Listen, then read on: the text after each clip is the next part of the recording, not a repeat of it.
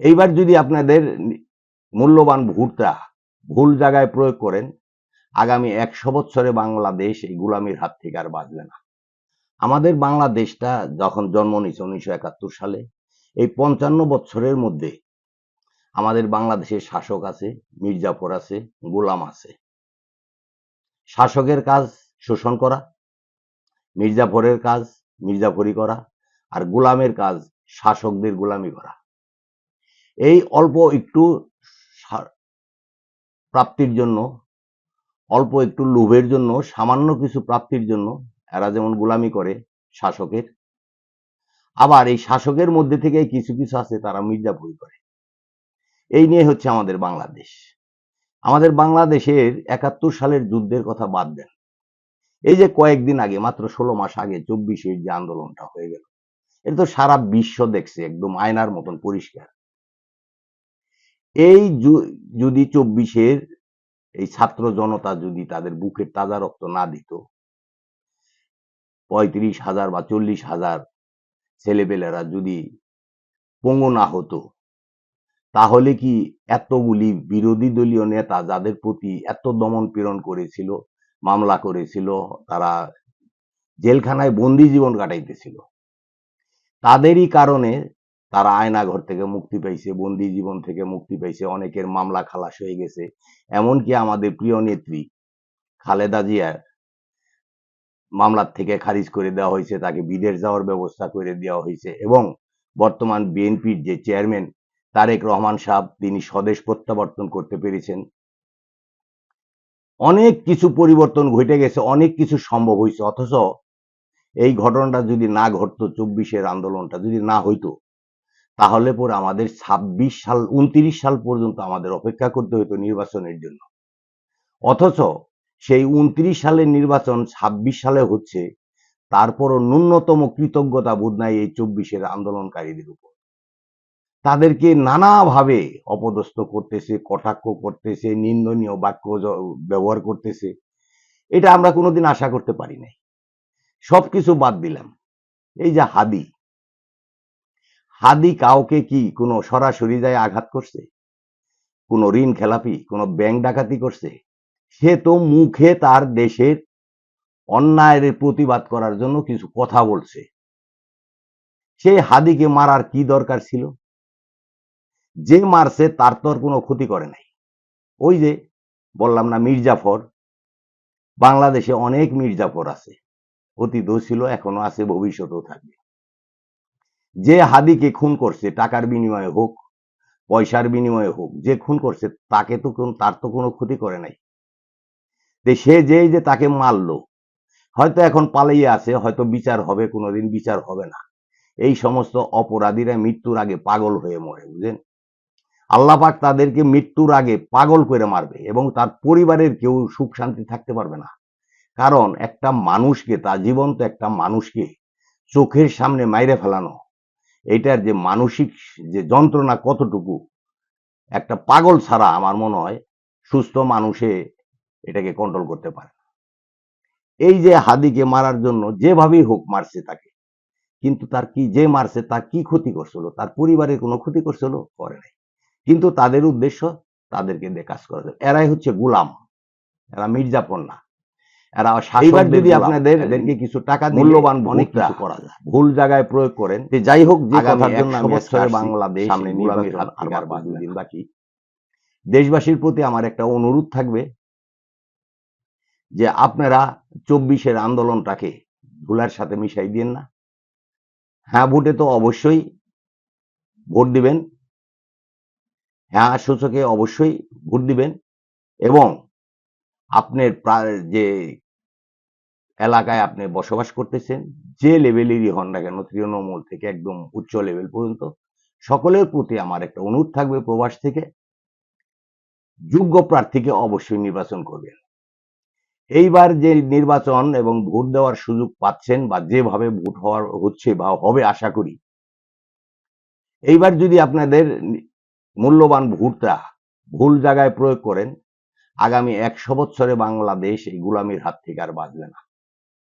এই গোলামির হাত থেকে যদি আপনারা বাঁচতে চান, নতুন প্রজন্মকে যদি বাঁচাইতে চান, তাহলে ওই যে চাঁদাবাজি, ঋণ খেলাপি, দুষ্কৃতিকারী, অন্যায়কারী, দখলবাজ, এদেরকে বাদ দিয়ে একদম সহজ সরল এবং নির্ভেজাল লোককে অবশ্যই আপনারা যোগ্য প্রার্থীকে ভোট দিবেন। এইটাই আমার অনুরোধ। এখন আপনারা থাম্বনেইলে যে জিনিসটা দেখছেন সেই ব্যাপার নিয়ে আমি একটা কথা বলবো, বলার পর আমি ভিডিওটা আজকের মতো এখানেই শেষ করব। সেটা হলো, আমি অনেক দিন আগে 82 সালের দিকে সপরিবারে আমি আখাউড়া আমার এক আত্মীয়ের বাসায় বেড়াইতে গেছিলাম। যাদের বাড়ি আখাউড়া এলাকায় তারা মনে কিছু নিয়েন না, ওইখানকার তখনকার সময়টা অন্যরকম ছিল। যাই হোক, তখন ওই বাড়িতে পায়খানা ছিল না। ওই বাড়ির আশেপাশে জঙ্গলে বা পাট খেতে বা গম খেতে এইভাবে পায়খানা করা লাগতো। তা আমার বেলায় তার ব্যতিক্রম কিছু ঘটে নাই। একদিন সন্ধ্যাবেলা আমি বদনার মধ্যে পানি নিয়ে একটা গম ক্ষেতের মধ্যে গেছি। সেইখানে যাই আমি পায়খানা করতে বসছি। ঠিক মগরিবের আজান দিবে বা দিছে এরকম একটা সময়। তো হঠাৎ করে আমি এমন একটা শব্দ পাইলাম, একটা বড় বিল্ডিং অথবা একটা পাহাড় ধইসা পড়লে যেভাবে মাটি কাইপা উঠে এবং যেভাবে মানে একটা শব্দ হয়, এইভাবে শব্দ পাই আমি বদনা টদনা ফালাই দৌড় পেরে উঠে আমি বাড়ির ভিতরে উঠানে এসে পড়ছি। উঠানে আসতে আসতেই আমি যে বাড়িতে বেড়াইতে গেছি, সে আমার সম্পর্কে ফুপি লাগে। সে এসে বললো যে, বাবা কি হয়েছে, ভয় পাইছো? আমি যদিও ভয় পাইছি, তাকে আর বুঝতে দিলাম না যে আমি ভয় পাইছি। আমি বললাম যে না, কিছু না। এই শব্দটা কিসের হইল? যাই হোক, আমার পরিষ্কার পরিচ্ছন্নতা কইরা আমি আইসা ফুপুকে জিজ্ঞাসা করলাম যে, ফুপু বললেন যে এটা কি হয়েছে, তাহলে বলেন তো। কয় আমাদের ওই দিকে পূর্ব সাইডে একটা পাহাড় আছে অনেক উঁচু। এই পাহাড়টার অর্ধেক পড়ছে ভারতের মধ্যে, অর্ধেক পড়ছে আমাদের বাংলাদেশে। তো ভারতের যে গরুর দালালরা আছে, ওরা করে কি সুকৌশলে সারাদিন ওই পাহাড়ের ওই পারে গরুগুলিকে ঘাস খাওয়ায়, সন্ধ্যার দিকে আস্তে আস্তে গরুগুলিকে এই পারে দেয়। এই পারে ঘাস খাইতে খাইতে অনেক শত শত গরু করে ওইদিকে আসে। তখন করে কি, একদম উপরে যে গরু থাকে ওইখান থেকে 4-5টা গরুকে ওরা ধাক্কা দিয়ে ফেলে দেয়। তো ফেলে দিলে, যেমন পাহাড়টা তো এরকম ঢালু, তো গরুগুলি ওইভাবে ঢালু পড়তে থাকে, একটা ধাক্কা লেগে আরেকটা পরে, একটা ধাক্কা লেগে এইভাবে 100, 150, 200 গরু মনে করেন বাংলাদেশে চলে আসে।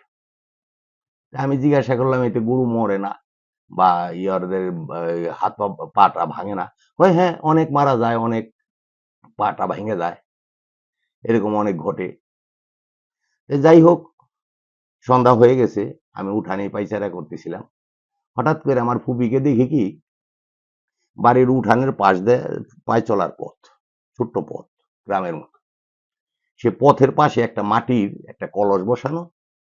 সে কলসের মধ্যে আরেকটা কলস দিয়ে এক কলস পানি ঢাললো, ঢাইলে একটা ঢাকনা আছে, ঢাকনা দিয়া উপরে একটা গ্লাস বসায় রাখলো। আমি এটা দেখে ফুপিকে জিজ্ঞাসা করলাম, ফুপি কি ব্যাপার, এখানে পানি রাখতেছেন, কলস বসায় রাখছেন? কয় আর বাবা বইলো না, ওই আরেকটু পরেই দেখবা ওই দালালেরা গরু নিয়ে এই রাস্তাতে যাবে। তো ওরা অনেক সময় পানি টানি খায় বা চিড়ামুড়ি নিয়ে আসে খায়, ওরা বাড়িতে পানির জন্য উঠে। তে আমরা তো অনেক সময় রাত্রে শুয়ে পড়ি, তো ওই পানিটা রাখি যেন ওরা পানিটা খাইতে পারে। এটা একটা মানবিক দিক, ঠিক আছে। তারপর আমি অপেক্ষা করলাম যে দেখি তারা আসে কিনা, কিভাবে। আমি শুনছি যে গরু পাচার করে, কিন্তু আমি কোনোদিন দেখি নাই। তো পরে কিছুক্ষণ পরে দেখি কি, বেশ ধুটি ধুটি পরা, মাথার মধ্যে পাগড়ি বাঁধা আসছে অনেকে, বয়স্ক বেশ 50-55 মতন বয়স, এরকম লোকরা গরু নিয়ে আসছে, আইসা ওইখানে বসছে, বইসা পানি খাইতেছে এবং চিড়ামুড়ি বাইর করে তারা কিছু খাওয়া দাওয়া করতেছে। তাই আমি আস্তে করে কাছে যাই, বসলাম। যাই বললাম, দাদা কেমন আছেন, কি ব্যাপার স্যাপার, ব্যবসা কেমন চলতেছে? বললো, দাদা ওকে ভালো আছি আমরা, ব্যবসা ভালোই চলতেছে।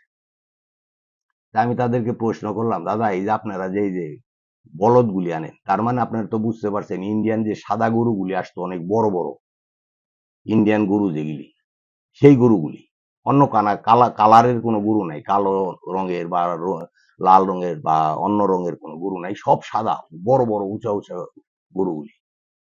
তা আমি দাদাকে বললাম কি, দাদা আপনারা যে এই যে বলদ আনেন, গাভী আনেন না কেন? আমার পিঠে হাত দিয়ে বললো, দাদা বাবু আমরা যদি গাভী আনি তাহলে আপনারা কি আমাদের কাছ থেকে আর বলদ কিনবেন? আমি এই জিনিসটা প্রথম বুঝলাম না। আমি বললাম বুঝলাম না, আবার বলেন।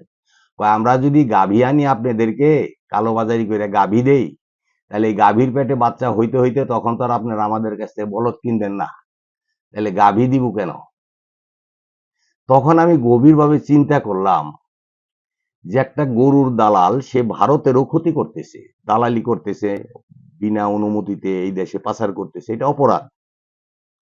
কিন্তু সে একটা গরুর দালাল, একটা অপরাধী হওয়া সত্ত্বেও নিজের দেশের জন্য তার কতটুকু মমতা এবং ভালোবাসা, যে গাভী দিলে তারা আর বলদ বিক্রি করতে পারবে না, যার কারণে তারা গাভী আনে না। সরকারি বিধিনিষেধ না থাকলেও তারা ইচ্ছা করে গাভী আনে না। তখন আমি চিন্তা করলাম আমাদের ভারতের একটা গরুর দালালেরও যে ন্যূনতম দেশপ্রেমটা আছে, আমাদের দেশের শীর্ষস্থানীয় একটা নেতা বলেন, বুদ্ধিজীবী বলেন, কিছু কিছু এবং কিছু কিছু প্রশাসনিক কর্মকর্তা বলেন, তাদের মধ্যেও এই দেশপ্রেমটা আছে বলে আমার মনে হয় না। তার বাস্তব প্রমাণ আমাদের 24-এর আন্দোলন, হাদি হত্যা। যেহেতু আমি আর এর চেয়ে বেশি কিছু বলতে চাই না, আমাদের দেশে যুগে যুগে শাসক ছিল, মির্জাফর ছিল, গোলাম ছিল, আছে এবং ভবিষ্যতে থাকবে। কিন্তু সাধারণ মানুষের কাছে আমার অনুরোধ থাকবে, আপনার মূল্যবান ভোটটা সঠিক জায়গায় প্রয়োগ করবেন এবং হার সূচকে অবশ্যই ভোটটা আপনি প্রয়োগ করবেন। তাহলে আপনারা ভালো না থাকতে পারলেও আমাদের বা আমাদের প্রজন্মের নতুন যে প্রজন্ম আসবে তারা হয়তো ভালো এবং সুন্দর একটা জীবন গড়তে পারবে। আপনাদের আগামী 12 তারিখে ভোটটা সুন্দর, সুশৃঙ্খল এবং নিরপেক্ষ হোক, এই কামনাই করি। আপনারা সবাই ভোট দিতে যাবেন।